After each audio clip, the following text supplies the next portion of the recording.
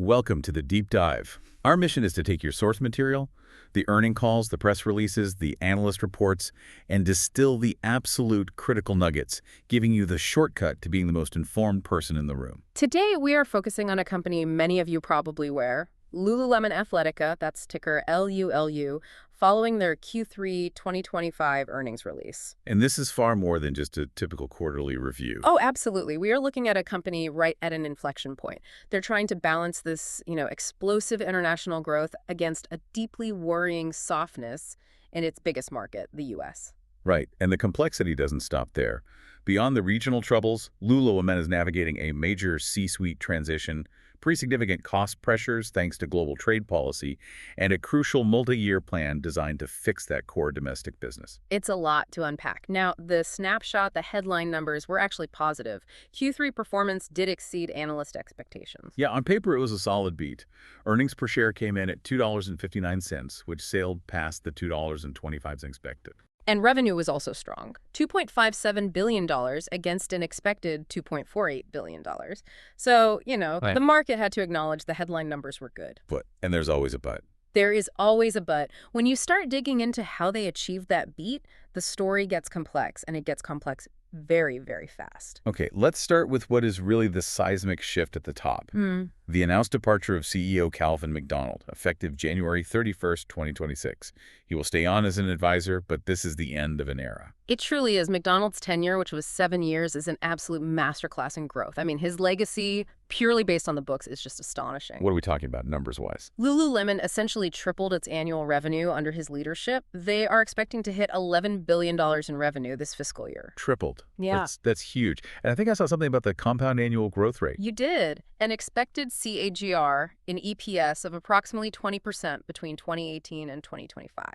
And for anyone who doesn't live in spreadsheets, CAGR is basically the smooth average return you'd need year after year to get from point A to point B.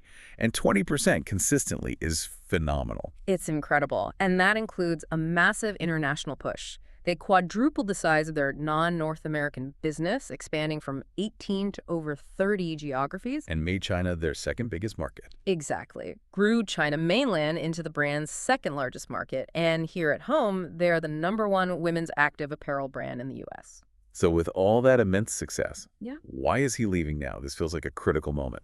Well, here's the context. This departure follows a really serious stretch of stock underperformance. It's down nearly 50% over the last 12 months. And founder Chip Wilson has been very vocal about wanting a change. Very vocal. The timing tells you everything. The board's official search is focused on finding a leader with experience in growth and transformation. Which is code. Total code. It's code for we need someone who can immediately fix the U.S. business and navigate these new cost pressures. So who's in charge in the meantime? It's an interesting setup. CFO Megan Frank and Chief Commercial Officer Andre Maestrini are stepping up as co-CEOs. And they'll be supported by the board chair, Marty Morfitt, who's becoming the executive chair. That temporary structure is fascinating. Because if you're talking about LULU's future, the first question has to be, who's steering the ship?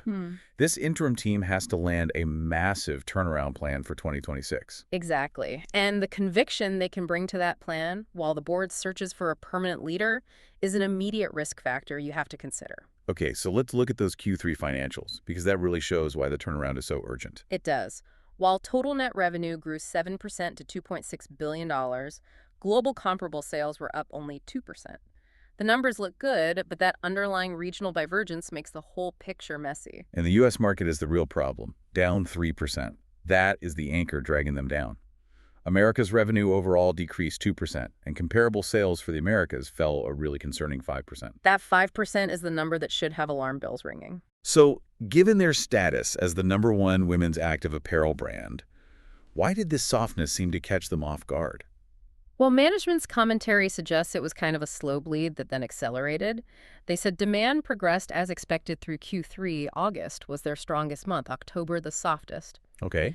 But they explicitly flagged a continued slowdown in demand and traffic since the Thanksgiving holiday shopping period. Yeah. And that slowdown, that post-holiday deceleration, has been factored into their pretty tough Q4 guidance. They also mentioned slight market share loss because consumers are trading down. Now, that phrase, trading down, that speaks to a fundamental problem, doesn't it? It absolutely does. Lululemon thrived on aspirational pricing. If your aspirational customer starts looking at the price tag and choosing something else, you have a serious brand problem. Right. It forces them to look at what they call their high-value guests. They're saying those people are still around, but they aren't coming in as often. Exactly. The opportunity is in increasing the frequency of visits and the spend with those best customers, because right now, they're just not coming through the doors often enough. Now, let's pivot, because the international engine is currently carrying the entire company. Total international revenue surged by 33%. That's where the momentum truly is. Oh, and China mainland is the undeniable star of the show. Revenue there jumped 46%. 46%. Yeah, driven by a great response to items like outerwear and an earlier start to their 11/11 shopping events. Comparable sales surged an incredible 25% in constant currency. Rest of world also grew 19%. This is why the global numbers look fine, even with the U.S. struggling so much. And what about sales channels? Digital versus in-store? Digital revenue was up 13%, and it's now contributing a really significant 42% of the total top line. Wow, so almost half their business is online now. Pretty much. The store channel, meanwhile, was flat, which is noteworthy considering the company expanded its physical square footage by 12% year over year. You'd expect some growth there. Okay, and product-wise? Men's, women's? Everything is growing. Men's revenue up 8%, women's up 6%, accessories and other up 12%. So the core business model is working. The products are selling. It's just that geographical stress point. The U.S. is distorting the entire financial narrative. Which brings us to profitability. This is where those macroeconomic forces and trade policy really hit them hard. We have to talk about margins. We do. Gross profit rate fell 290 basis points year over year, landing at 55.6%. And just a quick reminder for everyone, 100 basis points equals 1%. So that's nearly a 3% drop in profitability. What caused that squeeze? The primary culprit was a 290 basis point drop in overall product margin, and that was predominantly due to two big factors, tariffs and higher markdowns. So they had to discount more stuff. Right. Markdowns specifically increased by 90 basis points, which reflects the need to clear that inventory that slowed down because of that unexpected demand softness. And on the expense side, selling general and administrative expenses, or SG&A, they did what they called deleverage by 50 basis points. Deleverage is just that financial jargon for when your expenses grow faster than your revenue. SG&A hit 38.5% of net revenue. But they did manage to pull some levers there, right? They did. Management managed to decrease incentive compensation, which helped offset the deleverage a bit. But still, operating income dropped substantially from 20.5% a year ago to 17.0% this quarter. And that's mostly because of those tariff headwinds. Almost entirely. Let's focus on those tariffs because this is the policy change that's directly impacting their profits. Lululemon estimates the full-year tariff impact will reduce profits by $210 million. That is still a massive headwind. $210 million. And the issue is only getting worse in the short term because of the removal of the de minimis exemption in the U.S. Break that down for us. What is de minimis? Think of de minimis as the loophole that allowed Lululemon to ship a relatively low-value jacket, say under $800, directly from a foreign warehouse to a U.S. customer without paying any import duties. And now that loophole is gone. It's slammed shut, and it means higher costs immediately. The combined effect of losing this exemption and the general high tariffs is expected to pressure the Q4 gross margin by approximately 410 basis points. 410 basis points. That is the single biggest fiscal gut punch Lululemon has taken in recent memory, and it's purely from Washington policy changes. And it dictates their entire strategic response for the next year. So that tariff reality means the 2026 action plan needs to be executed flawlessly. The goal here is simple but ambitious. Drive acceleration in the U.S. business while keeping that international momentum going. And the plan is built on 3 pillars, with the most significant benefits really expected in 2026. Pillar 1. Pillar 1 is all about product creation, focusing on innovation and speed. They are essentially putting their product engine into high gear. They want increased new style penetration to 35% by next spring. So more newness on the floor. A lot more. Emphasizing technical performance activities, run, train, yoga, golf, tennis. They even mention a new performance fabric they designed specifically for weight training.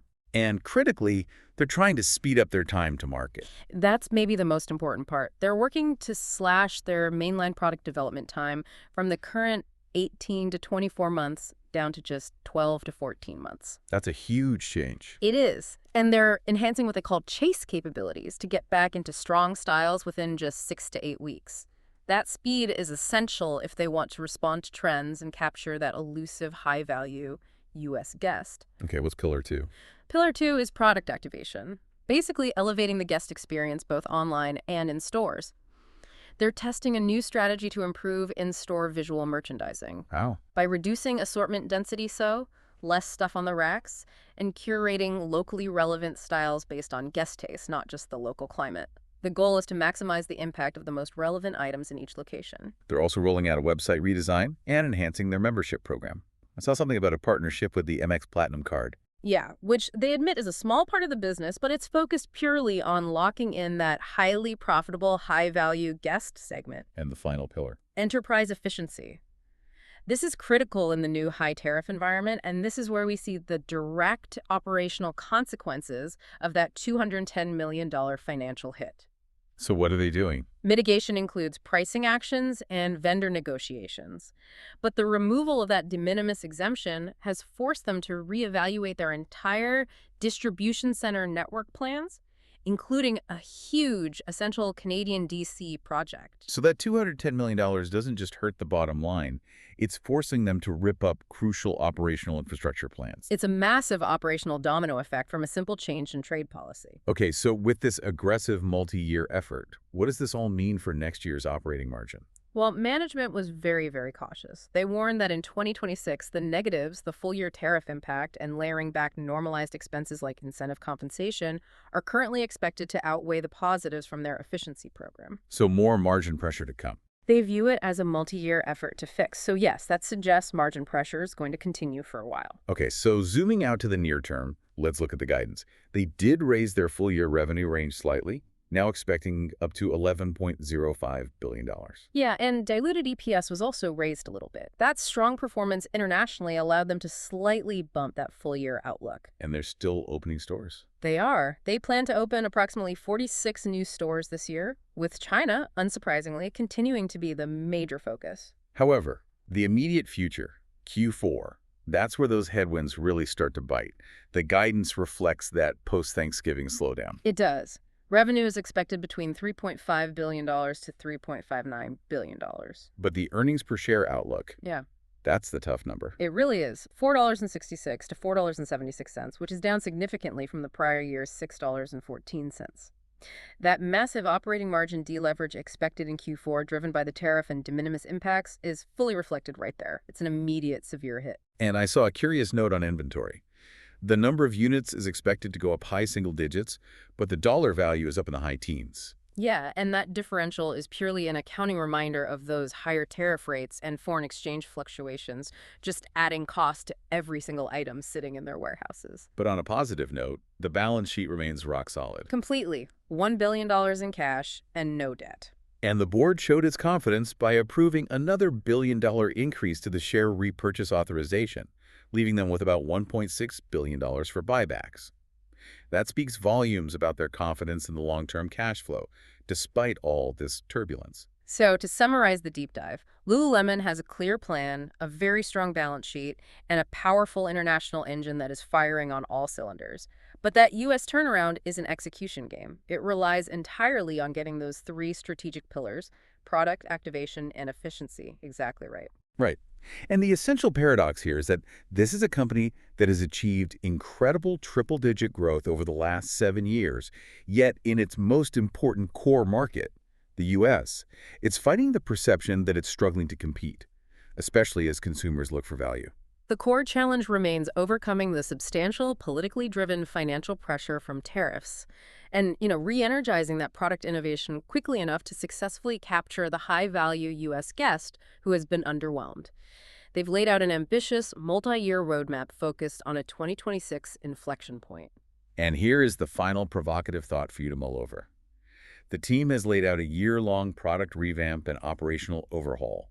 But how much risk does executing this complex fundamental work carry when it must be managed concurrently by interim co-CEOs while the board searches for a permanent replacement?